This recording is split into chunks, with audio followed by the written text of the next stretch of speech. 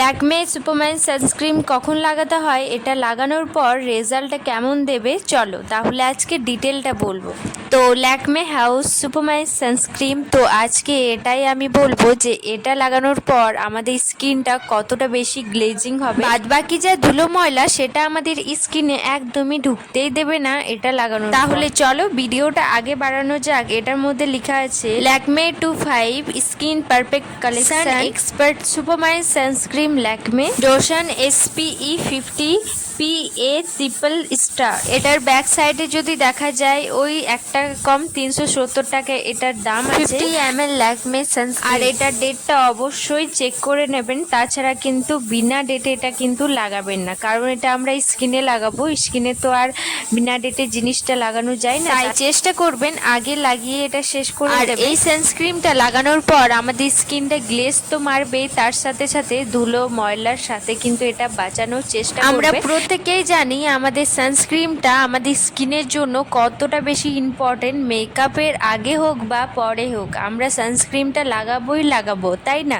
সেই জন্য এই সানস্ক্রিনটা অবশ্যই লাগাবো। আমি কোনো ভেজাল কথা বলবো না, আমি যেটা সত্যি সেটাই বলবো, কারণ এটা আমাদের স্কিনে ধুলো ময়লা থেকে বাঁচানোর চেষ্টা করে। সেই জন্য কিন্তু এই সানস্ক্রিনটা আমাদের খুবই উপকার একটা জিনিস। তাছাড়া কিন্তু এটার মধ্যে পুরো ডিটেলটা লেখা আছে যে আমাদের স্কিনে এটা কি হবে না হবে, আপনারা পড়লে নিজেই এটা বুঝতে পারবেন। আর এটার কালার বলতে গেলে পুরোটাই হোয়াইট আর খুব সুন্দর একটা গন্ধ ছড়িয়েছে, সেন্টটা অসাধারণ। তো এটা আমি এখন স্কিনে লাগাবো। তো আমরা যে কোনো জিনিস লাগানোর আগে ফেস ওয়াশ আমরা করেই নিই, ফেস ওয়াশ করার পর স্কিনে লাগাবো। তাছাড়া কিন্তু এই সানস্ক্রিনটা লাগানোর পর আপনারা মেকআপও করতে পারো, তাতে কোনো অসুবিধা নেই। সানস্ক্রিনটা আমাদের নিচে থেকে গেল, তার মধ্যে কি আমাদের যে ফাউন্ডেশন সেটাতে কিন্তু আমাদের স্কিনটা পুরোপুরিটা কোনো ফাউন্ডেশন কিন্তু শ্যুট হয় না, সেই জন্য কিন্তু ওটা থেকেও বাঁচাবে আর ধুলো ময়লা থেকেও বাঁচাবে। তো আমরা এই সানস্ক্রিনটা হাতে পায়ে গলায় যে কোনো জায়গায় কিন্তু আমরা লাগাতে পারবো।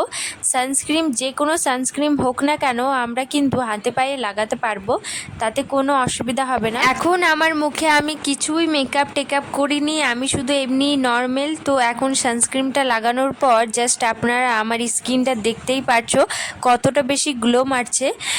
তো যাই হোক, যদি ভালো লেগে থাকে অবশ্যই লাইক কমেন্ট শেয়ার করবেন। আবার আসছি নতুন একটা ভিডিও নিয়ে, ততক্ষণের জন্য বাই, রাধে রাধে। সবাই ভালো থেকো, সাবধানে থেকো।